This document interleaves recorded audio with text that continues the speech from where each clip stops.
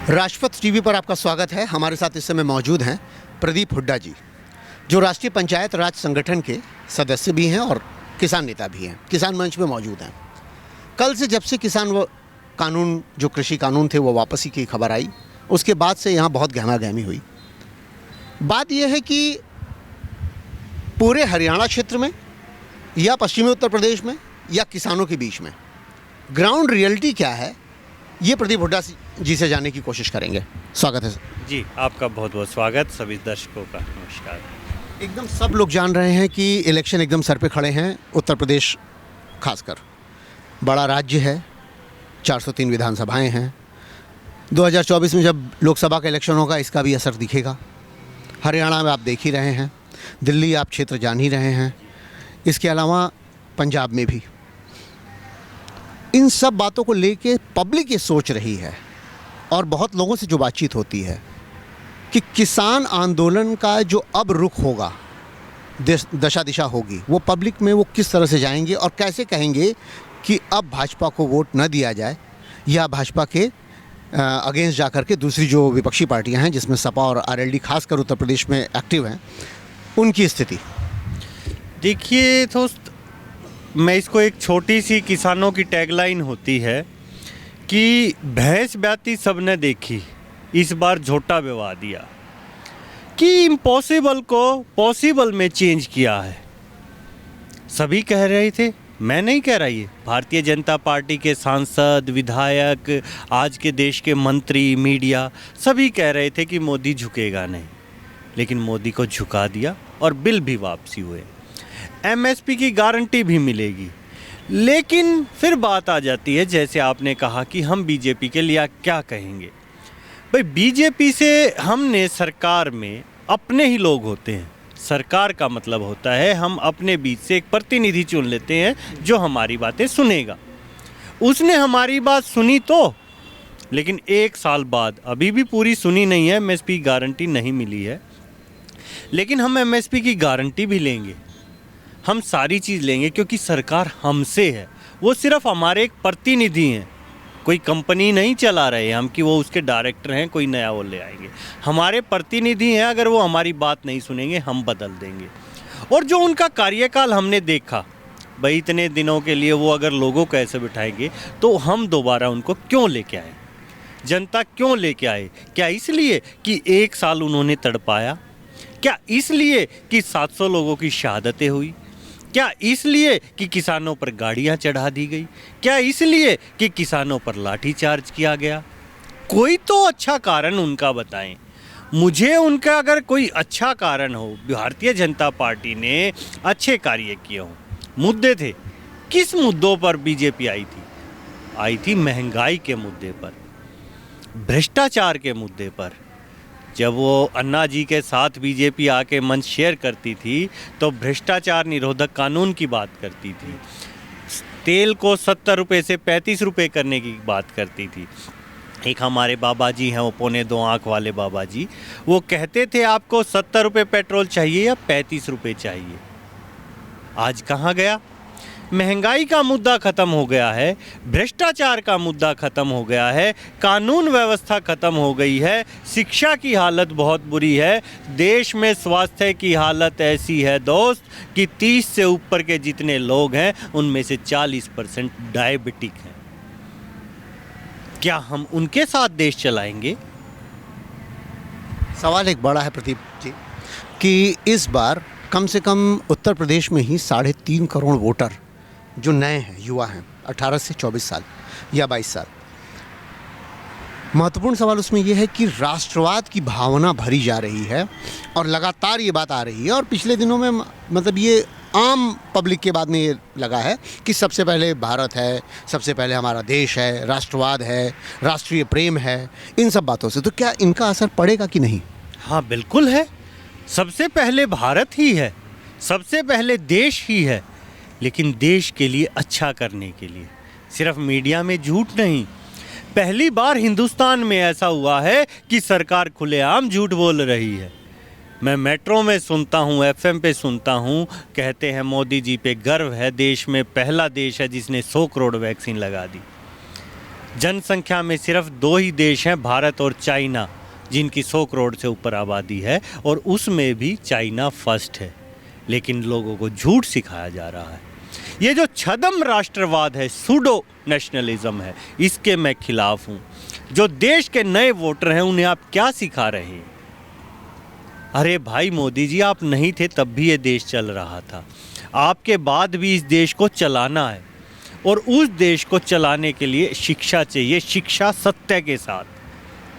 मैंने कल भी एक बात कही थी, सत्य परेशान हो सकता है, पराजित नहीं।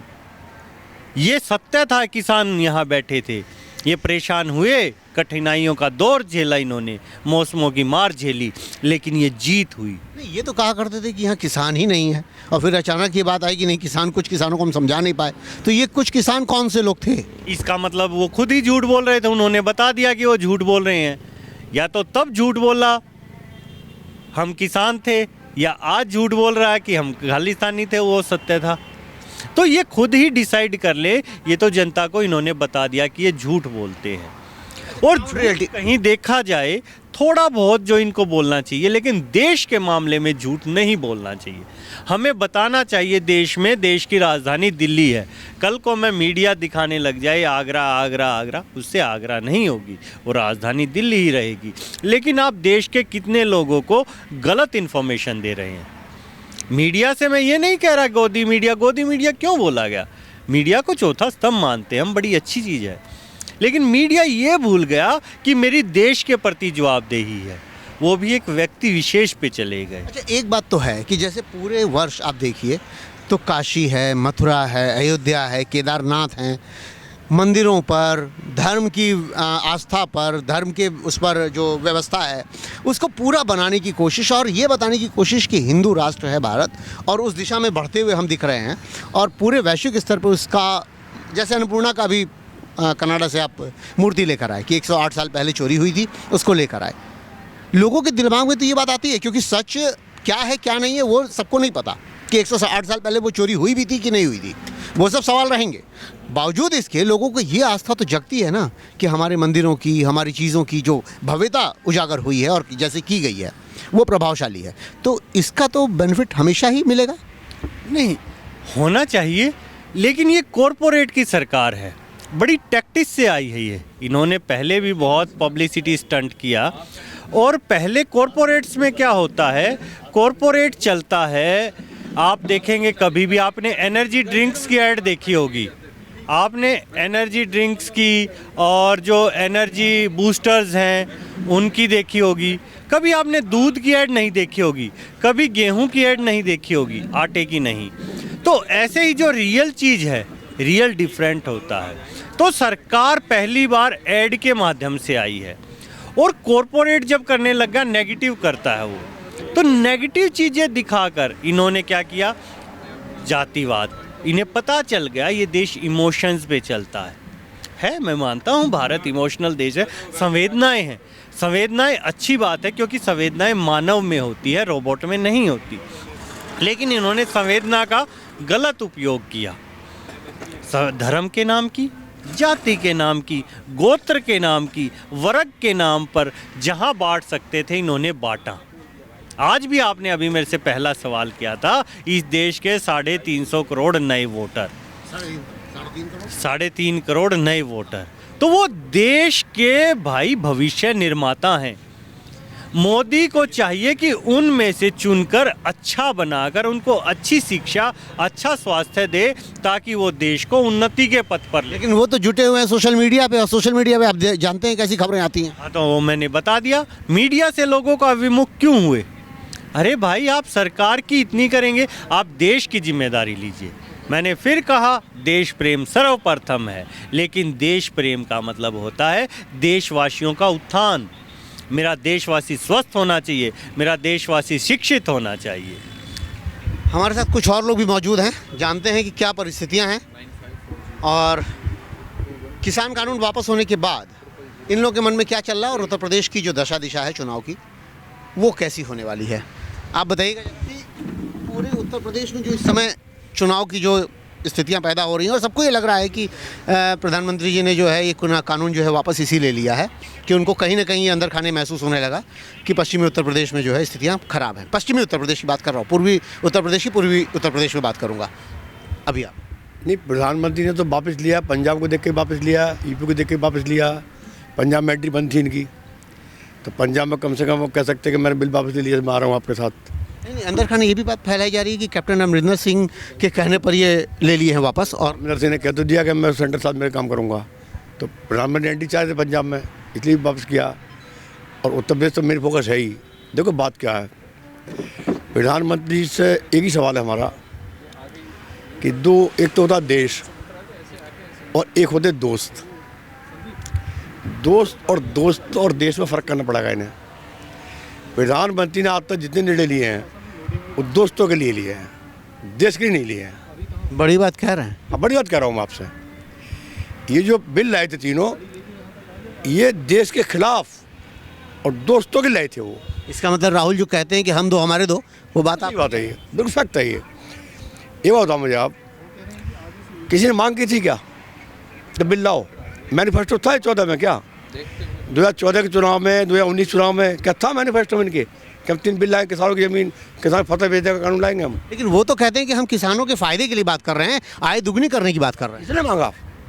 किसने मांगा इनसे? इनका संगठन था RSS का किसान मोर्चा, उससे नहीं पूछा इन्होंने?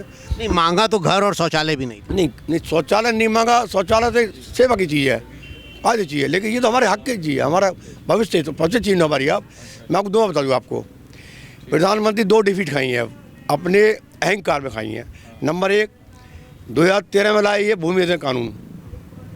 भूमि अधिग्रहण कानून जो 1860 का कानून था, उसको बदला देश के लोगों ने मिलकर, पार्टियों सबने।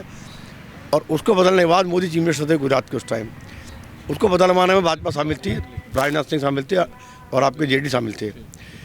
जमीन छीनने थे उद्योगपति, आज़ादी के बाद से लंबे टाइम तक वो रोक लगी, वो तो रोक लगी थी। तब भी मोदी का पैक्ट था उद्योगों के साथ कि मेरी पार्टी शामिल है इसमें जो कानून ख़त्म करा 1860 का जमीन छीनने का, आप मुझे लाओ दिल्ली और मैं आपको दोबारा वो कानून ला के दूँगा। ये पूरे देश को मालूम है। गुजरात में मीटिंग हुई अहमदाबाद में, अडानी अंबानी साफ कहा कि मोदी जी आपको दिल्ली लेके जाएंगे आप, अब वो कानून आप दोबारा वापस लाओ। जो भूमि अधिग्रहण कानून था, मोदी दिल्ली आए, वो लेकर आए और मोदी 3 अध्यादेश लाए थे उस पुराने कानून को वापस करने के लिए 1860 के, जो ख़त्म कर दिया गया था। तब भी यही बात थी, जिद कर रहे थे हम वापस नहीं लेंगे। 9 महीने हम लोग लड़े सड़क पर, वो वापस लिए। ये हमारी ज़मीन नहीं छीन पाए, वो ज़मीन छीन कानून था। और अब दबाव था दोस्तों का कि आप ज़मीन तो नहीं दिला पाए, हमें फसल दिला दो। तो 3 जो कानून लेकर आए, ये हमारी फसलों को छीनने कानून लाए। चौधरी चरण सिंह किसान लीडर थे भारत के, उनका ही नारा था कि इस देश की खुशहाली का रास्ता खेत और खलिहान से जाता है। मोदी ने खेत छीनने की कोशिश की 2013 में, नहीं छीन पाए। मोदी ने 2021 में अब हमारी खलिहान छीनने की कोशिश की, नहीं छीन पाए। हमने रोका, लड़कर रोका हमने। नहीं, बाजारवाद के बड़े प्रणेता कहलाते हैं मोदी, ये बात तो कोई शक का विषय है नहीं। तमाम चीज़ें जो इन्होंने मोनेटाइज कर दी, पैसा उसमें डाल दिया, वापस ले लिया, बेच दिया। तमाम ऐसे संस्थान बेचे गए, अभी भी बेचे जा रहे हैं। किसके लिए? मैंने क्या कहा पहले ही, देश और दोस्त। रेलवे भेजी दोस्तों के लिए। नहीं, उनका कहना है ये पैसा भारत के विकास के लिए लगेगा। नहीं, मैं आपसे कह रहा हूँ, किसको दिया? तमाम खदानें, तमाम एयरपोर्ट, तमाम गैस, तमाम ये किसको बेची है? 2 को बेची है ना, 2 दोस्त है ना। तो मैं फिर आपसे बता रहा हूँ कि मोदी ने जो भी स्टेप लिया बेचने का देश को, वो देश के लिए नहीं लिया हो, वो दोस्तों के लिए आया। अब आप बताओ, लॉकडाउन में अंबानी की संपत्ति हर घंटे 90 करोड़ बढ़ती है और अडानी की संपत्ति 1000 करोड़ पर डे बढ़ती है। मोदी के फैसलों के कारण बढ़ती है, क्योंकि देश को बेचे जा रहे हैं उनके लिए। 100 रुपये के सामान 25 रुपये दिया जा रहा है उन्हें, तो उनकी आमदनी बढ़ रही है। तो जन सामान्य कैसे समझे ये बात, ये बताइए। नहीं, जन सामान्य क्या समझेगा? देखो, अब मैं बताऊँ क्यों समझे, सब आप समझाएंगे। आज क्या स्थिति है, आज पूरे देश का जो मीडिया है, अगर वो ईमानदारी से अपने अंतर्राष्ट्रीय आवाज़ से 1 हफ्ते मोदी ने जो किया है 7 साल में देश के साथ, उसको दिखा दे ईमानदारी से, 1 घंटा मोदी कुर्सी में नहीं बैठ पाएंगे। आपको भी लगता है चौधरी जी की बात से कि वास्तव में मोदी जी ने कुछ अच्छा नहीं किया है देश में? नरेंद्र मोदी जी जब से आए हैं 7 वर्ष हो गए। उन्हें 70 साल में जो भारत ने कमाई की थी उसको डुबाने का काम अगर किसी ने किया तो हमारे देश के प्रधानमंत्री नरेंद्र मोदी जी। नहीं, वो तो कहते हैं कि 70 सालों में कुछ हुआ ही नहीं। अगर हुआ नहीं तो ये एयरपोर्ट क्यों बेच रहे हैं, अगर हुआ नहीं तो रेल क्यों बेच रहे हैं, हुआ नहीं तो ये कंटेनर्स डिपार्टमेंट क्यों बेच रहे हैं, हुआ नहीं तो BPCL क्यों बेच रहे हैं, हुआ नहीं तो BSNL कैसे बेच रहे हैं, आप बताइए। हुआ नहीं तो एयर इंडिया कैसे बेच दिया। जब कुछ हुआ ही नहीं है तो बेच कैसे रहे हो आप? जब बना है तभी तो बेच रहे हो। ये बेचने आए हैं देश को, ये देश को बेचने वाले प्रधानमंत्री हैं। और ये जो किसानों के आंदोलन है, उन्होंने एक ही काम किया है, इस देश के अंदर जो एजेंडा चलाने की कोशिश की जा रही थी पिछले 7 वर्षों से, देश की पूरी संपदा को बेचने का काम करने का काम, और उसके बाद कृषि को भूमि अधिग्रहण कानून में संशोधन करके इन्होंने कोशिश की थी, वो तो नहीं कर पाया। दूसरा, उन्होंने जैसा अभी 3 कृषि कानून लाकर इन्होंने इस पर कब्जा करने की कोशिश की, कॉन्ट्रैक्ट खेती के माध्यम से और आवश्यक वस्तु अधिनियम संशोधन करके महंगाई को बढ़ाने के लिए जो कालाबाजारी करने के इन्होंने खुली छूट दे दी थी, गोदामों में असीमित भंडारण का जो हक दे दिया था इन्होंने अंबानी अडानी को, उसके खिलाफ निर्णायक लड़ाई किसानों ने लड़ी और आज आंदोलन निर्णायक मोड़ पर पहुंचा। हमारे 4 मुद्दे थे, एक 3 काले कानूनों की वापसी, दूसरा MSP गारंटी कानून, तीसरा बिजली बिल 2020 की वापसी, चौथा है पराली अधिनियम, ये और स्वामीनाथन आयोग की रिपोर्ट को लागू करना। तो उसमें से सरकार ने अभी एक ही मुद्दा हमारा माना है और वो है 3 काले कानूनों की वापसी। अभी हमारा आंदोलन निर्णायक मोड़ पे पहुंचा है। अभी हमारे बहुत सारे मुद्दे जो हैं, MSP गारंटी कानून प्रमुख मुद्दा है जो हमारे देश के किसानों के लिए है, जो फसलों का उनको उचित दाम मिलना चाहिए, उसके लिए कानून की गारंटी चाहिए, उससे नीचे फसल ना बिक पाए। आज 1940 रुपये रेट है धान का, आप जाके पता कर लीजिए धान केंद्रों में उत्तर प्रदेश के, क्या 1940 रुपये में बिक पा रहा है किसानों को? 1100 रुपये, 1,000 रुपये में किसान मजबूर हैं बेचने के लिए। तो किसानों को जो नुकसान हो रहा है उसकी भरपाई कैसे सरकार करेगी? इसलिए MSP गारंटी कानून लागू कराना है, बिजली बिल वापसी कराना। अगर बिजली बिल इसी देश रह गया तो 18 रुपये से 20 रुपये प्रति यूनिट के हिसाब से बिजली का रेट देना पड़ेगा किसानों को। किसानों को कितने बड़ा नुकसान होने वाला। इस कानून में यही खासियत तो बताई जा रही थी कि जो MSP में रेट है मान लीजिए 1920 रुपया, तो अगर प्रतियोगिता हो जाएगी या कंपटीशन हो जाएगा, कोई दूसरी कंपनीज आएंगी तो वो 2,500 नहीं 3,000 में लेके जाएंगी। ठीक है, इन्होंने एक अभी काम हुआ था हिमाचल प्रदेश में, सेब के व्यापारियों को अडानी ने जाकर गोदाम बनाकर वहाँ पर सेब खरीदा। 20-22 रुपये पहले सेब का दाम था, 24-24 रुपये में सेब लिया। जब सेब में मोनोपोली हो गई, बाकी लोग गायब हो गए, तो उसने 17 रुपया रेट कर दिया और गोदाम उसके पास है। पिछले 1 वर्ष से बताइए, जब से अडानी का वहाँ पे गोदाम चल रहा है, 1 वर्ष से सेब की कीमत 100 रुपये से नीचे आई। 17 रुपया में किसान वहाँ मजबूर है। तो किसानों ने वहाँ पर जब इनको वोट की चोट की और ये हार गए उपचुनाव, उसके बाद इनको दिखने लगा कि इनको डर है, पंजाब में ये घुस नहीं पाएंगे, विधानसभाओं में अपना प्रचार नहीं कर पाएंगे, उत्तराखंड में नहीं पहुँच पाएंगे, उत्तर प्रदेश के अंदर प्रचार नहीं कर पाएंगे, तो इनको दबाव समझ में आया और किसानों के आंदोलन को ये सोच रहे थे। पहले क्या कहते, मुट्ठी भर किसान है, खालिस्तानी, नकलिस्तान, क्या आतंकवादी, नक्सली, माओवादी, चीन से पैसा आ रहा है, कभी कनाडा से पैसा आ रहा है, कभी पाकिस्तान से पैसा आ रहा है, कभी कहीं से पैसा आ रहा है। ये क्या नहीं इन्होंने किया, और ये खुद WTO की नीतियों को यहाँ पे लागू करने एजेंट के तौर पे काम कर रहे थे। इस किसान आंदोलन ने बता दिया है कि जिस तरीके से नील की खेती हुई थी और अंग्रेज कराते थे और किसानों ने अंग्रेजों को घुटने टेका, गांधी जी के नेतृत्व में वहाँ पर घुटने टेके थे, हिंसात्मक आंदोलन को, उसी तरह हिंसात्मक आंदोलन करके किसानों ने 2021 में इनको मजबूर कर दिया कि इनको वापस लेना पड़ा है बिल। और मैं एक और चीज़ बता दे रहा हूँ, 1947 में भारत आज़ाद हुआ था, अंग्रेज 50 से ऊपर देशों पर तक कब्जा किए हुए थे। जब भारत आज़ाद हुआ उसके बाद अंग्रेजों का सूर्य अस्त हो गया, उनके साम्राज्य का। उसी तरह WTO के इन एजेंटों का, जो एजेंट बैठे हुए हैं यहाँ पर संसद के अंदर, एजेंट बैठ गए हैं और सत्ताधीश हो गए हैं, उनकी नीतियों को समाप्त करने के लिए देश और विश्व के, देश के भी तमाम संगठनों को और विश्व भर के तमाम किसान आंदोलनों को और संगठनों के आंदोलनों को एक नई रास्ता बताया है कि हिंसात्मक आंदोलन करके WTO की इस जन विरोधी नीतियों के खिलाफ, जो कुछ कॉरपोरेट घरानों के लिए ही नीतियाँ बनाई जा रही हैं, उन नीतियों के खिलाफ सामान्य जन को सुरक्षा देने के लिए अब लड़ाई लड़ी जा सकती है। एक बात तो जन सामान्य के भीतर तब भी आ रही है कि हर आदमी जो है इस बात से खुश नज़र आता है या उसको लगता है कि नहीं ये बात सही है कि देश बड़ा प्रभावशाली ढंग से वैश्विक स्तर पर छा गया है। पहले नहीं था क्या? अभी आपके प्रधानमंत्री जी जब गए थे तो उपराष्ट्रपति कमला हैरिस ने क्या बताया था? इनको लोकतंत्र का पाठ पढ़ाया था। जो बाइडेन जो राष्ट्रपति थे उन्होंने क्या कहा, आइए उस कुर्सी पे बैठिए जिस पर मैं उपराष्ट्रपति बनकर बैठता था। जो बाइडेन इनको गेट तक छोड़ने नहीं आते। पहले के राष्ट्रपति हमारे देश के प्रधानमंत्रियों को गेट तक छोड़ने आते थे, गेट से लेने आते थे, रिसीव भी नहीं हुए, इनको सी ऑफ भी नहीं किया। ये वैश्विक स्तर पर हिंदुस्तान को इन्होंने क्या किया जाकर? अब की बार ट्रंप सरकार का नारा लगाते हैं। ये उत्तर प्रदेश का चुनाव है क्या? ये बिहार का चुनाव है क्या? आप दूसरे के देशों में जाकर प्रचार करेंगे? इनको यही नहीं पता कि इनको विदेश नीति में कैसे काम करना है। आज उनके कारण हमारे देश की विदेश नीति भी बहुत सारी पीछे चली गई है। तो आप किन की बात कर रहे हैं? वैश्विक स्तर पर इन्होंने हिंदुस्तान का सर नीचा किया है। अच्छा, एक जो पराली वाली बात बीच में आई थी हमारे, आप बात कर रहे थे, जब पब्लिक आम जो शहरी है वो ये समझती है कि पराली से पॉल्यूशन होता है, प्रदूषण होता है। किसान कैसे सोचता है? पराली से प्रदूषण होता है, वो 3% है कंपोजिशन इसका। प्रदूषण तो इंडस्ट्रियल घरानों से और जो ये गाड़ियां चल रही हैं, दौड़ रही हैं, उस पर होता है। सरकारें पॉल्यूशन पर कोई रोक तो लगा नहीं पा रही हैं, उनकी नीतियां स्पष्ट नहीं हो पा रही है। धूल उड़ रहे हैं, इंडस्ट्रियल वेस्ट ज़्यादा उड़ रहे हैं, कंस्ट्रक्शन वेस्ट उड़ रहे हैं, उस पर तो कोई ये काम नहीं कर पा रहे हैं। तो अपनी नाकामी छुपाने के लिए ये लोग एक आदमी को ढूंढते हैं, वो है किसान। इस समय सबसे ज़्यादा इनको किसान दिखता है, तो किसानों पर आरोप लगा दो, ये हो गया वो हो गया। अगर इनको बहुत ज़्यादा है तो नीति बनाए ना, पराली को डिकम्पोज करने के सबको एक अवेयरनेस प्रोग्राम चलाएँ, दें। क्यों नहीं उनको एक मुश्त कुछ राशि दी जाती है कि आप जो है डिकम्पोजिशन करके आप यूरिया बना लीजिए इसका। तो ये सब कामों पर सरकारें फेल हैं। अपनी फेलियर का ठीकरा अगर किसी के ऊपर फोड़ना है तो किसानों पर फोड़ दो।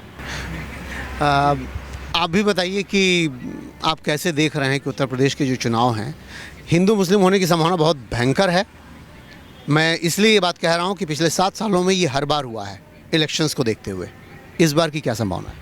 देखो सर, हमारे यहाँ प्रधानमंत्री जी ने देश में जब से प्रधानमंत्री जी आए हैं, इस देश को व्यापारी दृष्टि से देखा है। उन्होंने आए थे लोकतंत्र में वोट लेके जनता का, लेकिन देश के साथ व्यापार किया था। और मुझे याद है कि गुजरात में एक प्रोग्राम उन्होंने यहाँ से प्रधानमंत्री जीतने के बाद 2014 के बाद एक गुजरात में प्रोग्राम किया था।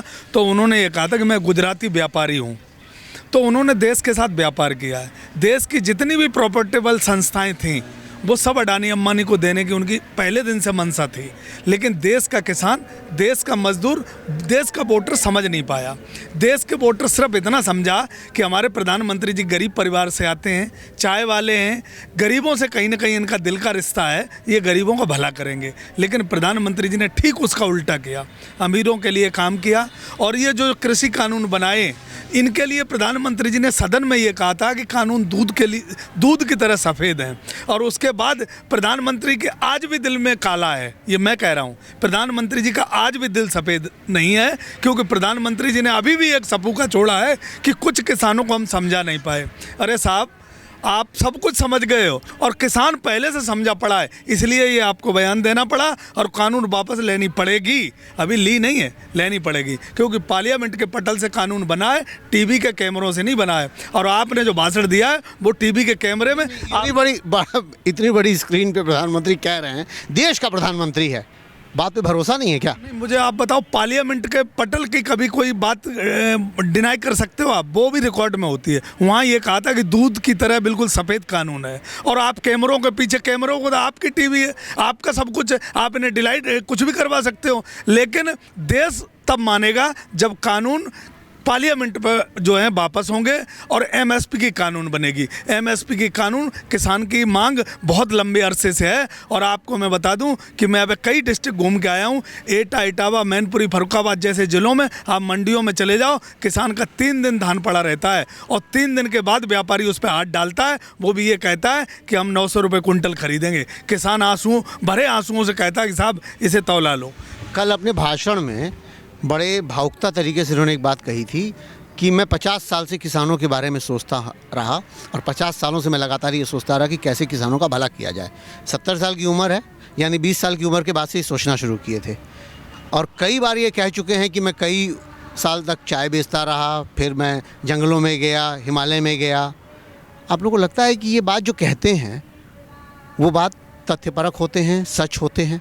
नहीं सर, बिल्कुल नहीं सच होते हैं। प्रधानमंत्री जी अगर कोई वर्ल्ड रिकॉर्ड झूठों का मिले तो मुझे लगता है वो प्रधानमंत्री को जाना चाहिए, क्योंकि प्रधानमंत्री जी ने देश में आज दिन तक जो कहा है उसका ठीक उल्टा किया है। 2 करोड़ रोजगार का वादा किया था, वो किसको मिलना था? अडानी को नहीं मिलना था, अंबानी को नहीं मिलना था, वो किसान के बेटों को मिलना था। क्या उसमें क्या करा इन्होंने? कुछ भी नहीं किया। हमारी डबल आय की बात की थी तो इन्होंने क्या किया? ये हमें कानून दे दिए तोहफे में। इन्होंने जिस चीज़ का वादा किया था, चप्पल हवाई जहाज पर बिठा देंगे आपको, साहब हमें रेल पे ही बैठ जान दो, हवाई जहाज तो हमें नसीब है नहीं, हमें रेल पे तो बैठ जान दो कम से कम। वो रेल भी अडानी अम्बानी, तेजस चली थी, आप बताओ तेजस का किराया जो है हवाई जहाज से ज़्यादा था आगरा जाने के लिए। आप मुझे बताओ कि आज की डेट में हवाई जहाज का पेट्रोल सस्ता है और हमारी मोटरसाइकिल का महंगा है। साहब हमारे लिए कहाँ सोचते हो आप?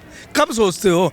किसान का आप बताओ। आप अगर साथ के साथ, मैं कहता हूँ आपको थोड़ा सा दिल में दर्द था तो साथ के साथ ये कहते हैं कि कानून वापसी भी होगी और किसान की एमएसपी भी बनेगी, और जो किसान शहीद हुए हैं उनको हम संवेदना भी व्यक्त करते हैं, और जो किसान आज गाड़ियाँ चढ़ाई गई जिसने चढ़वाई उसको हम इस्तीफा भी लेते, तब तो कुछ बात बनती। लेकिन ये सारी बातें अगर स्क्रीन पे कहते तो फिर आप वही कहते ना कि तुमने टीवी पे कहा। नहीं तो इसीलिए तो स्क्रीन पे तो बहुत कुछ कहा था उन्होंने। आप बताओ, चुनाव में स्क्रीनों में ये सारी बातें कही, और पार्लियामेंट के पटल पे ही तो कहा था कि कानून दूध की तरह सफ़ेद है, कानून में कुछ भी काला नहीं है। लेकिन काला अब कैसे लगा उन्हें? और किसान इतना नादान है कि आप समझा नहीं पाए। आपने ताली तो साहब बजवा ली हमसे, थाली भी हमसे बजवा ली, हमसे मोमबत्तियाँ भी जलवा ली, हमसे कहा लाइट बंद कर दो, हम लाइट भी बंद कर दिए, और कानून आपने नहीं समझा पाए। तो इसमें इसका मतलब प्रधानमंत्री जी आपको पता है कि देश को हम बेवकूफ़ बनाने जा रहे थे, अब देश बेवकूफ़ बनने वाला नहीं है, क्योंकि अब एक हमें बहुत बड़ा जो हमें एक वो मिल गया है कि जो हमारा संयुक्त मोर्चा बना है। अब मैं संयुक्त मोर्चा से निवेदन करूंगा कि देश की हर गतिविधियों पर नज़र रखें, क्योंकि ये सरकार कुछ भी कर सकती है अडानी अंबानी के लाभ के लिए। एक आखिरी बात, चुनाव को देखते हुए कदम उठाया है? बिल्कुल सर, संयुक्त मोर्चा और राकेश टिकैत जी का एक फैसला था जो उन्होंने बयान मीडिया में दिया था कि अगर किसान पंचायतों के साथ और किसानों के साथ कहीं छेड़छाड़ की गई तो प्रधानमंत्री जी का और मुख्यमंत्री जी का उत्तर प्रदेश में हेलीकॉप्टर नहीं उतरेगा। और पूरे देश के किसान और उत्तर प्रदेश के किसान कान खड़े हो गए थे कि अब उत्तर प्रदेश के अंदर तो हेलीकॉप्टर नहीं उतरने देंगे, चाहे कुछ भी हो। प्रधानमंत्री जी की समझ में आ गई, गांव में इनके गांव में बोर्ड लग गए चारों तरफ कि भारतीय जनता पार्टी का आना मना है, और पूरे देश में अब इनका विरोध, और ख़ास तौर से उत्तर प्रदेश के ज़िलों में सब राजनीतिक पार्टियां, राजनीतिक लोग और जो कानून से किसान यूनियनों के लोग हैं वो एकदम एक साथ आ गए थे, और इनके हेलीकॉप्टर नहीं उतरते ये प्रधानमंत्री जी को अच्छी भली भांति पता चल गया। चुनाव में होने वाले बड़े नुकसान की आशंका, और कहीं ऐसा ना हो कि देश ये समझे कि प्रधानमंत्री ज़हनियत तौर पे वास्तव में किसानों के लिए कुछ अच्छा नहीं कर रहे हैं, इससे बचने की कवायद। इसी वजह से गुरु पर्व के दिन सिखों को ना नाराज़ करते हुए, ना ही किसान जाटों को नाराज़ करते हुए, ना ही पश्चिमी उत्तर प्रदेश की सीटों को खोने की स्थिति में आने की वजह से प्रधानमंत्री ने ये कानून वापस लिए, काले कानून जिन्हें किसान कहते आ रहे हैं लगातार। इस बात से किसान खुश जरूर हैं, लेकिन अभी भरोसे का आना बाकी है। मैं हूं हरिकेश कुमार सिंह, देखते रहिए राजपथ टीवी, सबसे पहले भारत।